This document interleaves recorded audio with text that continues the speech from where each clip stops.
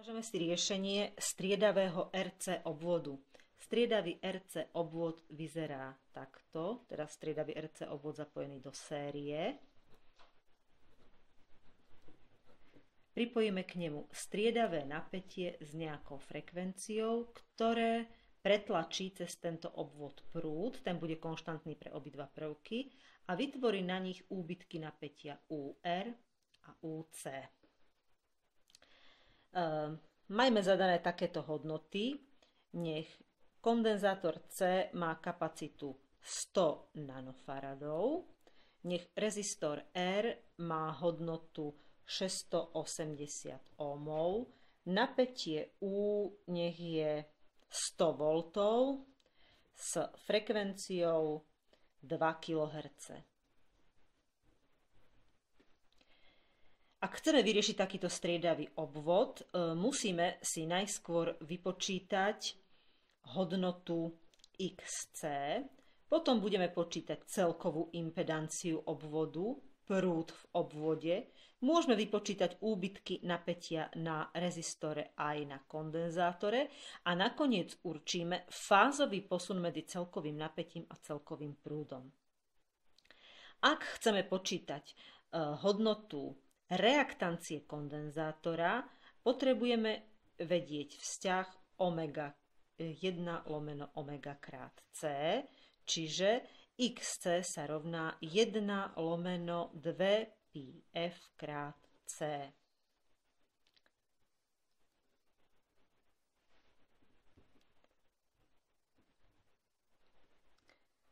Takže ideme počítať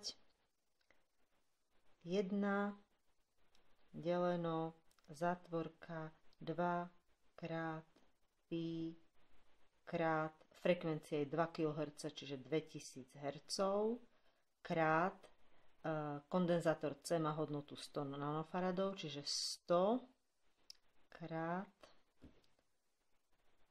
10 na minus 9. Konec zátvorky rovná sa, vyšlo nám 795,77 ohmu, čiže 795,77 ohmu. Ak chceme počítať impedanciu Z, potrebujeme si najskôr nakresliť fázorový diagram všetkých napätí a všetkých prúdov, ktoré sú v obvode. Začneme fázorom tej veličiny, ktorá je konštantná pre obidva prvky, pretože sa jedná o sériové zapojenie. Konštantným fázorom je fázor prúdu I. Úbytok napätia UR je vo fáze s týmto prúdom, pretože rezistor neposúva fázu signálu medzi napätím a prúdom. Takže tu nakreslíme UR. Musíme vedieť, že kondenzátor posúva fázu signálu medzi napätím a prúdom tak, že prúd predbieha napätie o 90 stupňov. Fázory sa pohybujú proti smeru hodinových zručičiek, prúd už máme zakreslený a ten predbehol napätie o 90 stupňov. Takže napätie na kondenzátore musí meškať za týmto prúdom o tých 90 stupňov. Ak chceme získať fázor celkového napätia, musíme tieto dva fázory vektorovo sčítať. Takto dostaneme fázor celkového napätia U. Uhol medzi celkovým napätím a celkovým prúdom, teda fázorom napätia a fázorom prúdu, označujeme φ. Tento napäťový trojuholník si prekreslíme. Teda tento trojuholník, keď prevrátime a nakreslíme sem, tak táto dĺžka zodpovedá hodnote UR, táto dĺžka zodpovedá hodnote UC, toto je tento pravý uhol a tuna je uhol φ. Táto dĺžka zodpovedá tomuto napätiu U. Môžeme napísať podľa Ohmovho zákona, že UR sa rovná I krát R, že UC sa rovná I krát XC a že U sa rovná I krát Z. Z je celková impedancia obvodu. Keby sme škrtli toto ičko, dostaneme trojuholník, ktorý je podobný, to znamená, každú stranu má k krát menšiu alebo väčšiu, podľa toho, aké číslo je to i, ako pôvodný trojuholník. Takže na päťovému trojuholníku bude zodpovedať impedančný trojuholník. Ak toto bude iba hodnota R, ak to vydelíme prúdom, toto hodnota XC vydelená prúdom a toto hodnota Z, tak tento uhol zostane pravý a tento uhol zostane uhlom φ. Pomer strán a uhly sa zachovajú. Z tohoto trojuholníka si môžeme podľa Pythagorovej vety odvodiť vzťah pre výpočet celkovej impedancie. Z sa rovná druhá odmocnina XC na druhú plus R na druhú. Pretože Pythagorová veta hovorí, že Z na druhú sa rovná R na druhú plus XC na druhú. Keď to odmocníme celé, dostaneme tento celkový vzťah. Do vzťahu dosadíme. Z rovná sa druhá odmocnina 795,77 na druhú plus R je 680 na druhú. Takže 680 na druhú,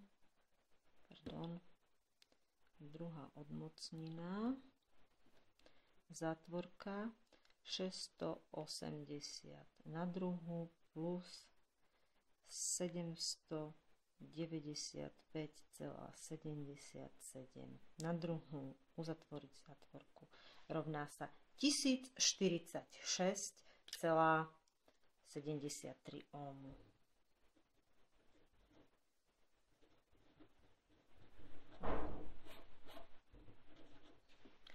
Ak máme vypočítanú celkovú impedanciu, môžeme vypočítať aj celkový prúd v obvode. I sa rovná U lomeno Z. I rovná sa napätie je 100 V, Z je 1046,73 ohmu, čiže 100 deleno 1046,73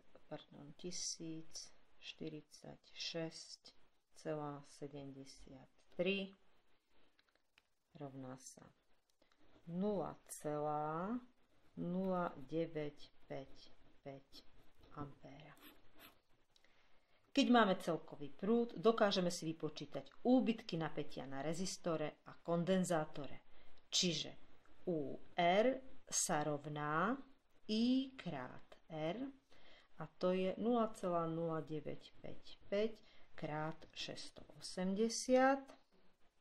krát 680 a to je 64,96.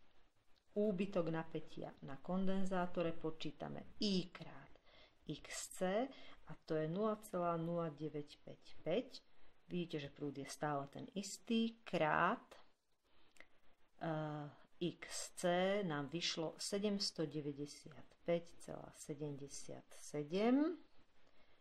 Takže 0,0955 krát 795,77 je 75,99 V.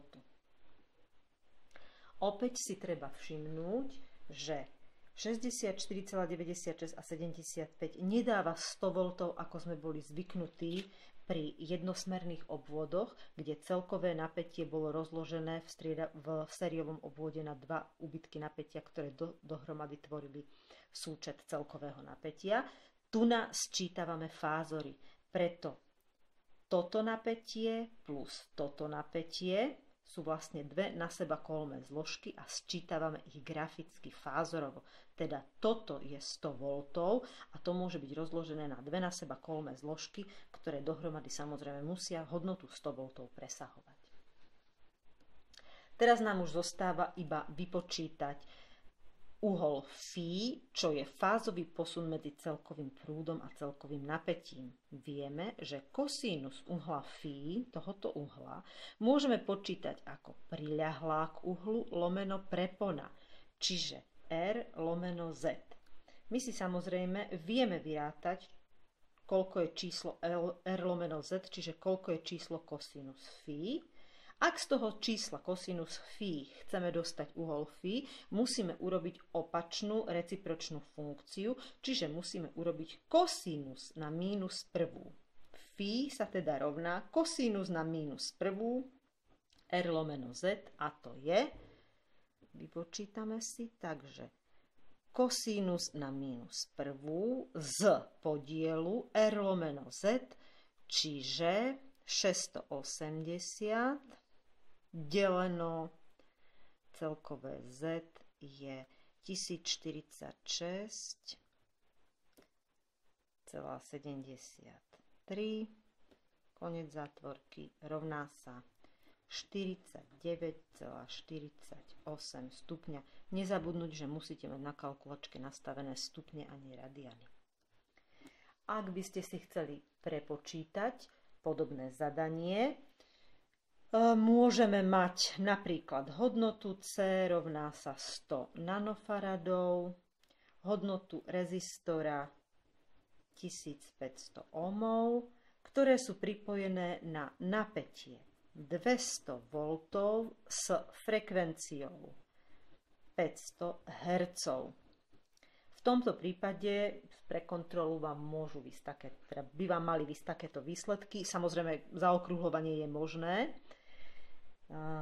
XC sa rovná 31,83, Z vám vyjde, nie 31, 3183 ohmov, celkové Z 3518,73 ohmu, celkový prúd 0,0568 ampéra, úbytok napätia na kondenzátore 180,91 V, úbytok napätia na rezistore 85,2 V a celkový uhol φ bude 64,76